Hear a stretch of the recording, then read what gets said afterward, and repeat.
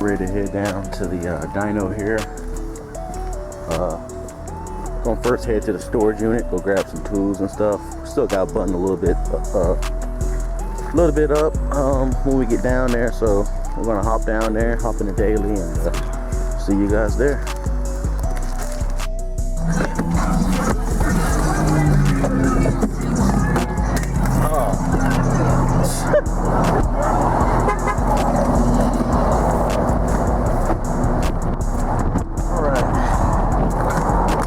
Guys, so we finally got a hold of the driver. We're just in here securing everything, make sure everything's secured, and it looks like it is not. So hey, whoa, it's about to slide and hit the wheel. It's kicking it sideways.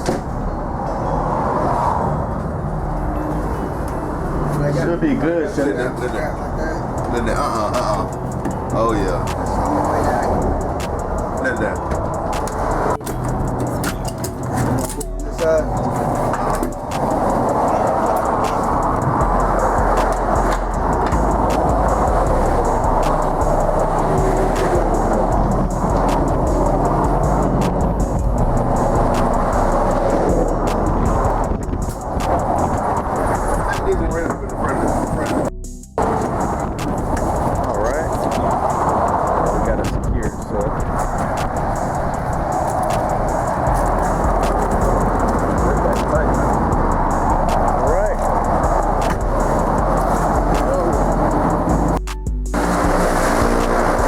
After a long day of tackling issues, we're finally doing pulls. So 6 pounds, it made 322. We find out that we had a lot of boost leaks and stuff that we didn't notice that was going on. So I think after us fixing all those boost leak issues, we're not boost creeping like we was doing last time. So we're gonna do a couple more pulls and hopefully everything goes good. But literally 5-6 hours tackling issues on this thing. This stuff not bolted up. So we're gonna keep going, see what it makes of.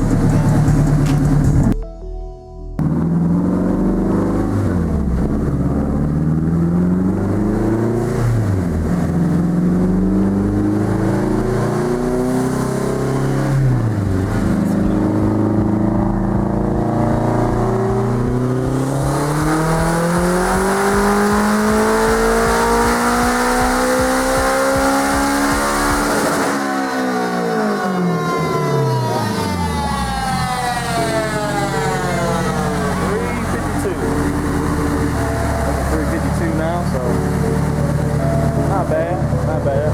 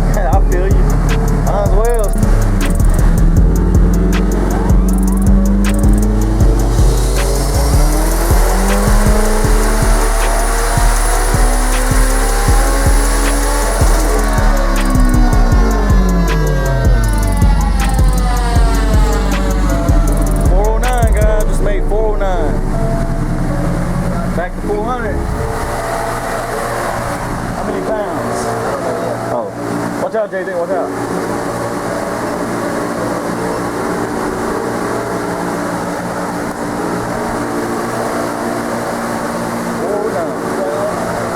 £12, so 12 pounds made $409, so not too bad.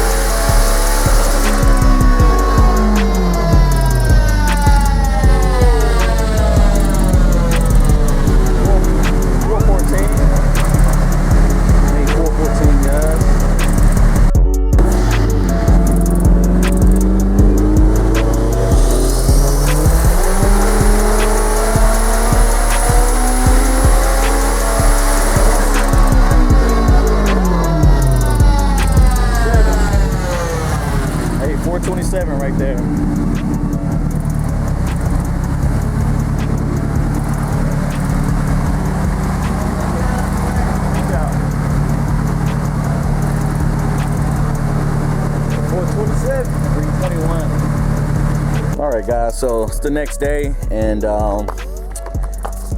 everything didn't go accordingly to plan on the dyno. I didn't get a chance to film it, but we had a big radiator, I'll say explosion that happened right here on the dyno. As you can see, the radiator just completely exploded right here in this area and just burst up. I was not there at the time. I was running to the truck. Yeah, I got a busted radiator. We're praying that it's not the head that lifted, because he said one indicator that can tell if it did lift was if this filled up with reservoir all the way up, and this is well within where the full range is. And then we also checked the oil cap to make sure water didn't get in the coolant, and there was no milkiness on the oil cap at all. So, you know, from this radiator having 170,000 miles from 2002, almost 20 years old, we're just thinking that this thing was dry rot. I mean, you can tell and look and see how worn and cracked it is. So the only way to know for sure if it is, just to change your radiator out and get all the air out. And if it keeps making air, then you know it could be a head lift. But we have the new radiator in there, and this is my fourth time using these ARP head studs, but I made sure that everything was torqued all the way down. And give me 1 second here.